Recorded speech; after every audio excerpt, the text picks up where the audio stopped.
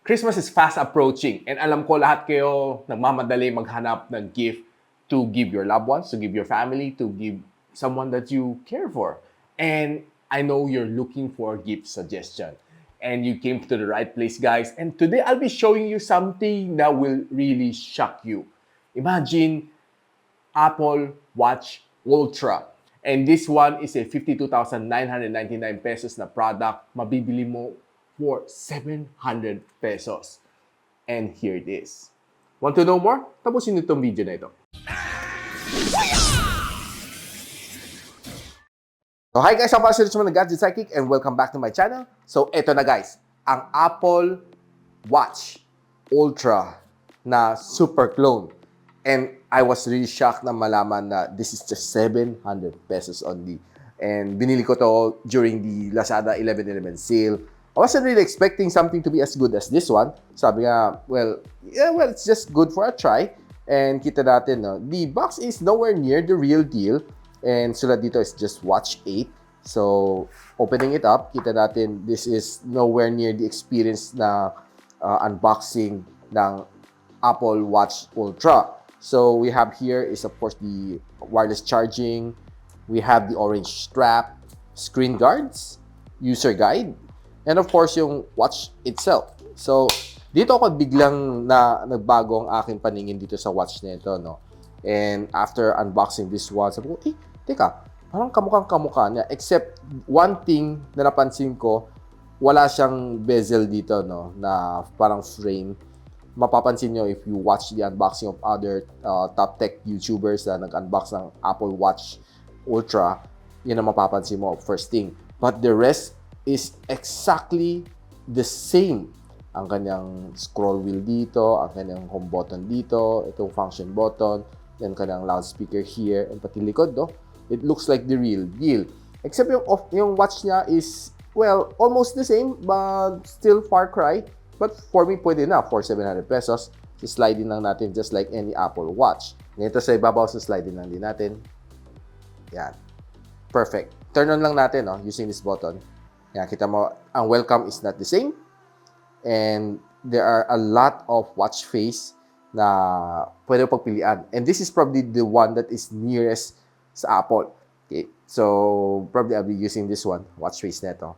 And when you press this one, papasok siya dito sa menu natin, which is exactly almost the same sa Apple. You have everything here. So, may ano pa siya, blood pressure monitoring, may sleep analysis siya, may timer siya, and yung mga exercise niya, blood oxygen level, meron din siya, stress monitoring, weather, may pa-Facebook pa nga siya dito eh.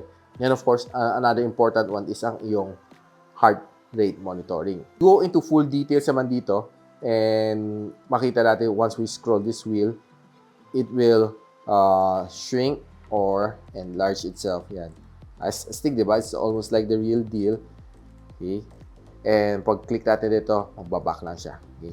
Pag click mo na ito, mag-off ang iyong screen. So, then another one dito sa kabila yung button niya is for yung exercise niya, no? So, kung anong dedicated button nilagay mo dito, this one is para sa running. Okay? So, yun ang by default nakaset sa kanya.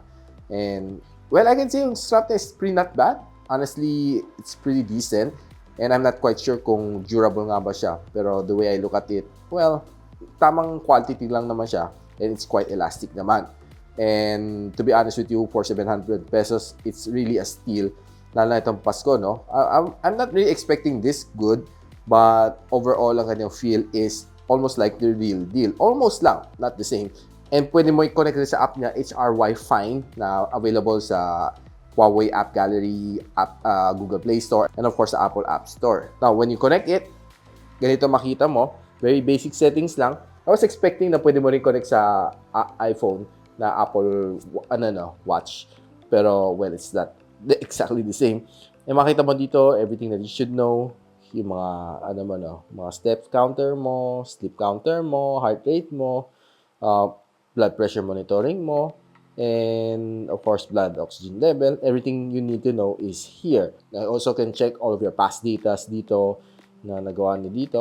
Pagdating naman sa sports, may GPS din naman siya. So, well, pretty nice. Then of course, dito pwede may set din lahat ng settings na gusto mo sa inyong watch. So overall, what can I say about itong watch na ito after using for 3 days? Well, honestly, I wasn't really expecting ganitong klaseng quality out of 700 pesos na binayaran ko, no?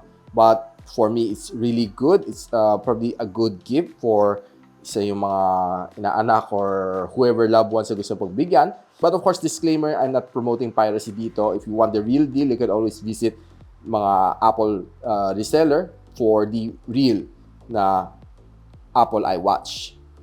And the real Apple iWatch is retailing at around 52,999.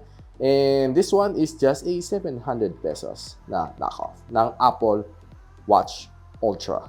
So guys, what can I say about itong watch ito? For me, well, 700 pesos is still 700 pesos. Really cheap for a watch like this. It's even cheaper than yung mga Halo watch na nagamit natin and Amazfit na nagamit natin na watch, you know, with this kind of look and this kind of quality. For me, it's really not bad. Lalo na pang regalo. So guys, if you want to know kung saan na pwede mabili ito, I'll be posting the link on the description box below. Just check it out. And there's a lot of different ganitong klase na knockoff and many of them are fake. But this one na na-try ko, nabili ko, is definitely legit. Ito ang makukuha ninyong product. So guys, if you like this video, don't forget to like, subscribe, and of course, click that bell icon para hindi nyo ma-miss mga future uploads dito sa akin channel. So ako pala si Richman and you're watching Gadget Sidekick. What's up?